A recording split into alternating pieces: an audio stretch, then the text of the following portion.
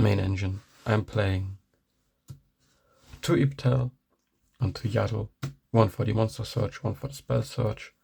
Then as the only normal summon in my deck, also as a 1-card starter, I'm playing 3 Spirit Sculptors, discard to find. Took a while, just arrived last week. Then as a 2-card starter, I'm playing Nightmare Apprentice. For the engine that I'm playing, or what's actually useful from deck against cards for me, I'm playing 3 Goddess, 3 Geigers and 2 Goddess. Another 1 card per se, or 2 cards, depending on how you want to look at it, is 3 Hidden Hecahands, 2 Hecahands Tartarus to either bounce a card or fuse into Xeno most of the time, 2 Evil Hecahands and 2 Yaddle Hecahands. That is the main part, that's the engine that I'm playing right now. I'm playing a 40 card deck. So let's go take a look. The non-engine. The non-engine consists of some more cards that we'll go into detail later more. I play 2 Polys, 1 card Destruction, 2 Super Polys, and then for traps I'm playing 3 Imperms, 2 Drone and Lockbirds, 3 Ash Blossoms, 1 Called By, and 1 of each of the Mulch armies. So I'm at a 40 card deck right now with, I think, 14 starters, which is a good ratio. Other than that, let's go into the side deck. In my side deck, personally, I'm playing 1. There can be only 1. It's a floodgate, I know. No one likes floodgates, but sometimes it helps. 1 deck, 1 Eradicator Virus. Depending on the deck I'm playing, I'm an advocate. I hate Yummy. Well, stuff like that. And for Yummy, deck Devastating is always nice. Just puts all of them to the grave right away. Doesn't help all the time. Sometimes it does, sometimes it doesn't. And Eradicator, just getting rid of spells or traps depending on the deck they're playing, is always useful. I'm playing in this deck now 1 Lord of the Missing Barrows, just to have a big body on the field as well, which can also out monsters, since most of my monsters are illusion types, which can't just out one, but that helps a lot.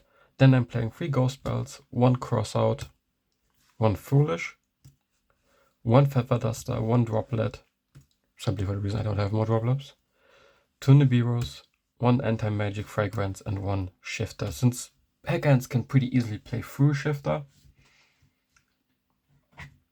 but some decks can't, so it's always nice to have that in the side deck, as long as it's not banned, of course, which could be happening soon. But that's it for the side deck.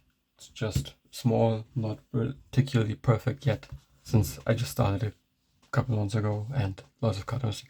For my extra deck though, I'm playing for the Link monsters 1 SP, 1 IP, 1 Topologic Bombing Dragon, 1 Access Code, 1 Underworld Goddess of the Closed World.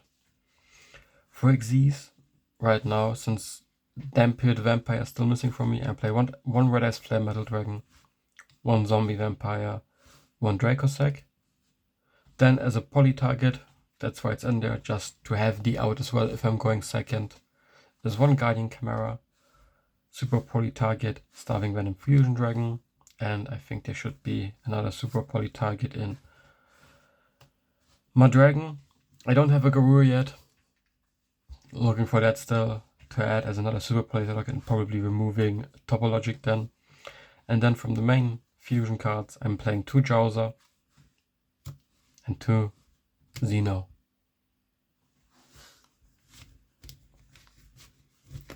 Now for the way I play against, I will just go into the main deck pile. I know my deck profiles will not be as good as other ones you've seen, not as calculated like Ref's cards, for example, which I'll link in the description as well. He does amazing deck profiles, also 60-second deck profiles, but he does some more main deck or more known decks like Blue Eyes, Branded, Draco Tail, and I thought I'll do more of the rogue niche decks.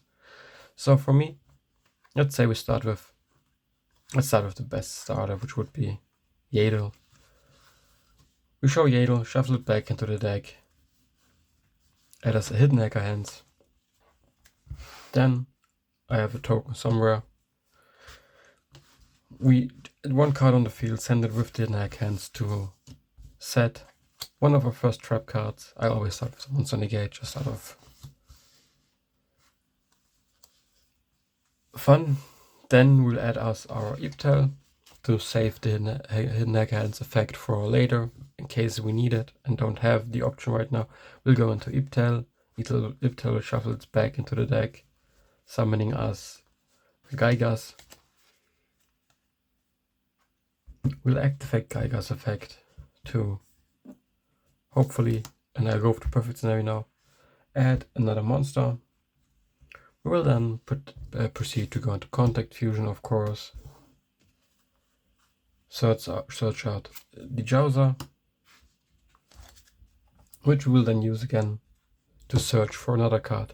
Now here comes, depending on what kind of deck your opponent is playing, the first turn. If it's the first round, I'll always search the second spell negate, or what is that, a second trap card, to just leave it on the field, and depending on the card of the hand, this is just from the one card, just from the one Yale that you will play. Most of the times, the way I know it, I still have at least one Tartaros at hand or one Poly in hand to always have an out in the second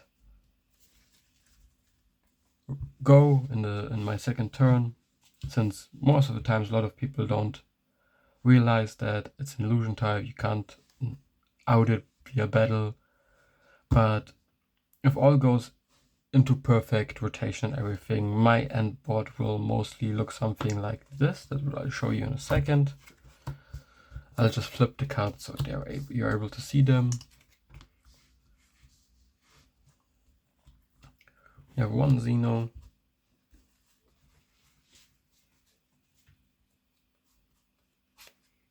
one zombie vampire. We won't have a Jowser, sadly. As I said, I put the zombie vampire down here so you can see them as well. We'll have an IP, and then most of the time I will have either, now let me check. Yeah, most of the time I will just probably still have Godros on the field.